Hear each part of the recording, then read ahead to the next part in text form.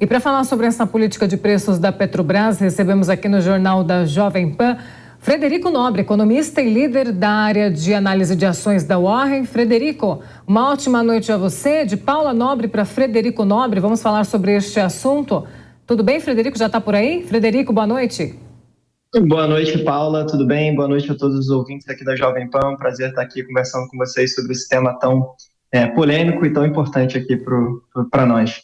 Importante, tema importante mesmo. Prazer é nosso receber a sua presença aqui no Jornal Jovem Pan. Frederico, primeiramente, a gente sabe que quem dita os preços dos combustíveis aqui no Brasil é o barril lá fora, né? Como é que fica essa questão agora? Vai continuar sendo dessa forma? Deve ter uma alteração? Quero sua explicação em relação a essa fala de Jean Paul Prats. Olha, Paula, não tem como fugir disso, tá? Independente da gente conseguir abrasileirar o preço dos combustíveis ou não, né? Essa palavra abrasileirar os preços dos combustíveis foi utilizada pelo próprio Jean Paul Prats ultimamente.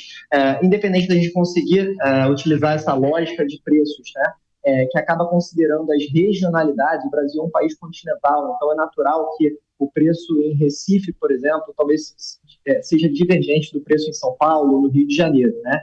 Por diversas questões, principalmente questões associadas à logística. Mas, independente disso, né, não tem como fugir dos preços relacionados ao barril do petróleo e ao dólar, tá? O que a Petrobras vem fazendo ultimamente é evitar passar para os consumidores essa volatilidade, seja no preço do barril, seja no preço do câmbio, né? E a crítica do Jean Paul Prats está mais associada aos preços de paridade de importação, porque eles de fato consideram o preço para você trazer o insumo importado aqui para o Brasil. E hoje a Petrobras ela representa 80% do mercado doméstico, enquanto os importadores representam 20%. Então a ideia é trazer uma fórmula voltada para o mercado nacional, tá? Mas isso não significa que os preços eles vão fugir dos preços internacionais do petróleo ou da taxa de câmbio. O que provavelmente vai acontecer é que vão ser desconsiderados na fórmula esses custos de importação.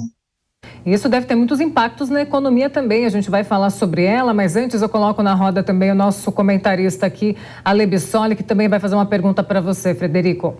Oi, Frederico. A pergunta que eu gostaria de fazer, na verdade, é em relação a essa polêmica recente que a gente ouviu falar sobre a divisão de lucros da Petrobras e a grande crítica de que deveria investir mais em refino para que isso possibilitasse que ficasse menos suscetível do valor do dólar em relação a esse petróleo importado refinado.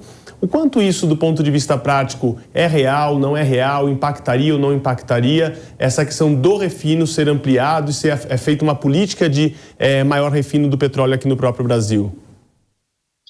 Olha, vamos lá. A expansão do refino é algo que, inclusive, já está previsto no plano de investimentos, no plano estratégico da Petrobras para os próximos 5 anos, tá? Então, não é algo que o Jean Paul Prats está trazendo agora, é algo que já estava previsto nos planos de investimento da empresa.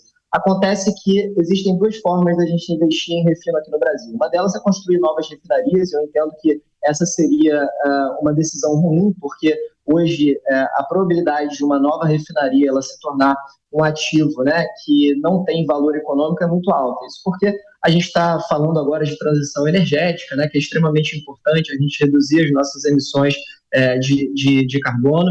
E fora isso, o projeto de uma refinaria, de construção de uma refinaria, ele demanda tempo e demanda muito investimento. Agora, o que a Petrobras poderia fazer é melhorar a capacidade produtiva das refinarias existentes. Então, isso sim tem espaço para ser feito, isso está nos planos de investimento da Petrobras atualmente, né?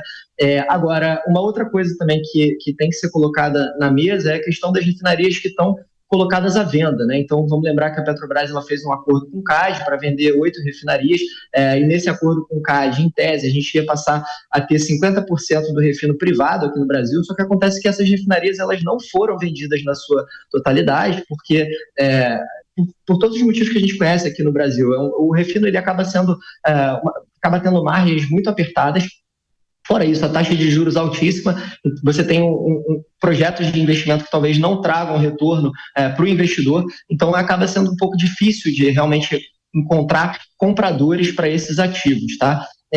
Então, realmente, o melhor cenário seria a Petrobras modernizar suas refinarias e conseguir melhorar a capacidade produtiva dessas refinarias já existentes, tá? Só que isso demanda tempo. Então, você melhorar a capacidade das refinarias não é algo que nos próximos meses ou nos próximos trimestres vai contribuir para reduzir o preço da gasolina e do diesel. Então, isso seria uma política de médio e longo prazo, tá? Não resolve no curto prazo o preço dos combustíveis. Frederico, e essa alteração nessa política de preços, na sua análise, agora uma opinião sua, uma avaliação sua, seria um ponto positivo, seria uma boa alternativa? Tem uma assembleia da Petrobras no mês de abril, inclusive, e essa já seria uma decisão fácil de ser tomada, uma decisão rápida ou demandaria mais tempo? Olha, acredito que demande mais tempo. No nosso cenário base, a gente está trabalhando com a mudança na política de preços apenas ocorrendo em maio e possivelmente mais para o final de maio. Isso porque no dia 27 de abril a gente vai ter a Assembleia da Petrobras e aí a gente vai ter a eleição do novo conselho e a mudança na política de preços é uma atribuição do Conselho de Administração da empresa. Então, primeiro, o Jean Paul Prats, primeiro você tem os conselheiros indicados, né? Teve o Pietro Mendes agora sendo indicado para presidir o conselho, que é um profissional bastante experiente aí do setor e que inclusive recentemente escreveu um artigo trazendo uma alternativa para a PPI, que seria a PPE, o preço de paridade de exportação. Só que para isso a gente precisaria reduzir a nossa dependência externa de diesel e de gasolina, o que conversa com os investimentos nas refinarias existentes que eu comentei anteriormente. Então, mudar a política de preços da Petrobras não vai ser uma tarefa fácil e não vai acontecer tão rápido assim. No nosso cenário base, isso só acontece aí lá para o final de maio, ou eventualmente até mesmo em junho, porque precisa primeiro ter essas eleições do Conselho e ter um grupo de estudos e depois, aí sim, né, e também isso não vai ser não vai ser uma atribuição apenas da Petrobras, provavelmente a gente vai ver o Ministério de Minas e Energia envolvido, a ANP envolvido, outros membros do governo envolvidos também, assim como a própria EPE, a Empresa de Planejamento Energético. Então, acaba que isso depende de um grupo de estudos, depende de estudos robustos, né, de um plano bem detalhado e desenhado, então não vai ser tão rápido assim. Ale Bisson, olha a sua pergunta. Outra questão que parece estar muito distante da gente, mas que do ponto de vista prático, pela representação que a Rússia tem em relação ao fornecimento de petróleo no mundo, a guerra da Rússia com a Ucrânia hoje, o quanto isso ainda impacta no preço do petróleo, se isso já foi equacionado pelo mercado internacional ou se isso, enquanto prevalecer, ainda gera reflexo no preço do petróleo aqui no Brasil? Bom, ótima pergunta. Acho que assim, ninguém imaginava que a guerra ia durar tanto tempo, né? E acaba que a gente teve muito foco no início da guerra e depois, enfim, ainda está tendo, a guerra continua acontecendo e isso acaba impactando os fluxos logísticos em termos de barril, porque quando a gente olha para a cotação do barril tem o preço de tela, né? E outra coisa é o mercado físico, né? E o que aconteceu nesse meio tempo foi que basicamente a Rússia ela começou a exportar petróleo para outros compradores, principalmente na Ásia, Índia e China, como os principais compradores atuais do petróleo russo. Então você teve uma mudança nas rotas e nos fluxos comerciais.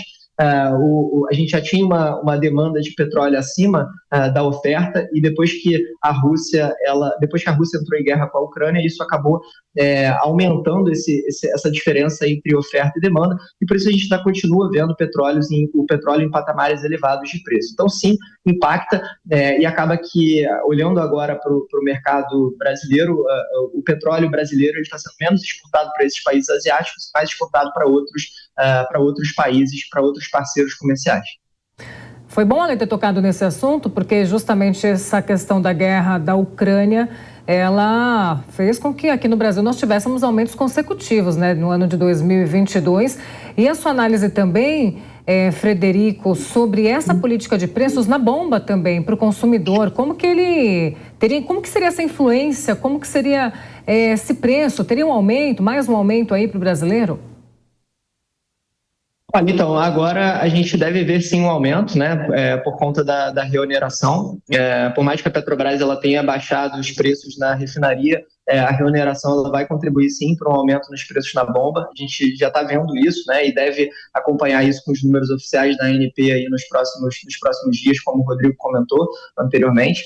Então, sim, acaba impactando. A guerra lá atrás, né, ela acabou também impactando muito os preços aqui na bomba. A Petrobras, por mais que ela tenha evitado repassar imediatamente essa volatilidade, nós tivemos diversos aumentos, tivemos aumentos consecutivos, tanto na gasolina quanto no diesel, ao longo de 2021, ao longo de 2022 também, até meados de 2022, quando a gente teve a desoneração, né, que foi uma medida ali para conter essa alta dos combustíveis e também, é claro, visando ali o processo eleitoral, né? Agora a gente está voltando com a reoneração, foi uma reoneração parcial, e nesse sentido o governo acabou também taxando as exportações de petróleo, né, que na minha visão foi uma medida paliativa que não foi a melhor medida, porque traz bastantes incertezas aí para o setor. Mas sim, a gente deve ver o preço na bomba, tanto principalmente na gasolina aí, aumentando, no etanol também, mas acabou que o setor de etanol ele comemorou um pouco essa medida de reoneração, porque o etanol ele perdeu muito a sua competitividade, o setor encolheu depois da medida de desoneração em meados do ano passado, né? E caso essa medida ela continuasse agora esse ano, a única que é a entidade do setor estava prevendo mais de 200 mil empregos perdidos para o setor de etanol. Então, por mais que o brasileiro olhe, né, e queira pagar mais barato na gasolina, né, todo mundo quer pagar mais barato no combustível, por outro lado, você tem efeitos adversos, como, por exemplo, a questão do setor de sucroalcooleiro, que foi bastante prejudicado. A gente continua acompanhando os desdobramentos sobre esse assunto. Nós conversamos com Frederico Nobre, economista e líder da área de análise de ações da Warren, sobre a política de preço da Petrobras. Frederico, muito obrigada pela participação aqui no Jornal Jovem Pan e até a próxima. Muito obrigado, Paula. Agradeço o convite. Um abraço, boa noite a todos os ouvintes. Até mais.